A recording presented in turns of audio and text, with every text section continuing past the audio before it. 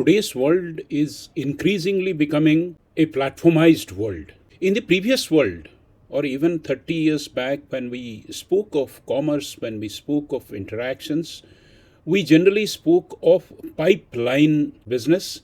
What is the main difference between the pipeline way of doing things and the platform way of doing things? The basic difference is that in case of a pipeline, it is the seller or the receivers who decides which pipeline to make available or which pipeline to open to dispense or receive things. As compared to that, in case of a platform business, there is a place where people will aggregate, there will be interactions, and people will decide based on this interaction and receipt and exchange of information what is to be bought.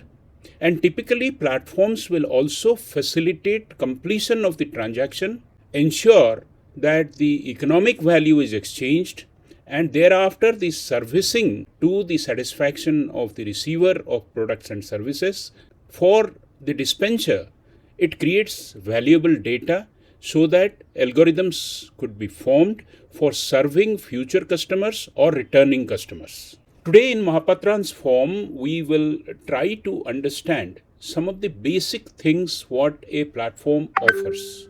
A successful platform always invites participation and creates a significant value for all its users. For example, if it is an e-commerce platform such as Amazon, there are buyers, there are intermediaries, there are distributors, there are sellers, and of course, there are people who are mining data. Unless through facilitation of information exchange as well as completing the user journey, the platform is superior, people will either attract, choose another alternate platform. Take Bharat Bill Payment System. It has competing platform in the form of Google Pay, receiving it, Phone Pay, receiving all the information, getting integrated with the service providers. In case of a bill payment platform where you acquire those information, always predicting and anticipating what your users may require. So, exchange of information, it creates significant value. The platform is an assembly of tools, games, and interfaces to facilitate the producer, consumers, and intermediaries.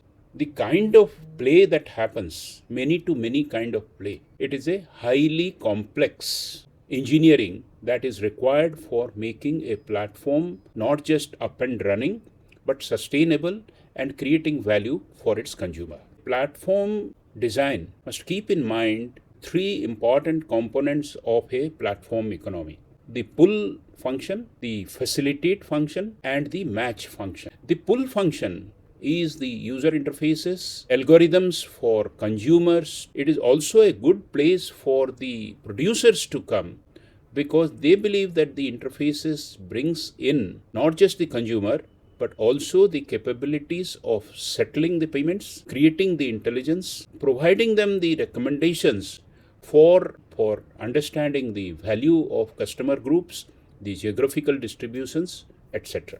Once pulling of the customer and facilitating of the customer happens, the critical thing is matching of the customers. A platform design, unless it is equally efficient in all these three aspects, will fail as a platform. We must understand that every interaction starts with an exchange of information. Exchange of information is predicated on somebody considering that information to be highly valuable. Every participant who is coming to the platform has a unit of value. The unit of value is facilitated by the user experience, information exchange, and the filters that are being continuously applied. The exchange of information today has to be extremely intelligent, hyper-personalized.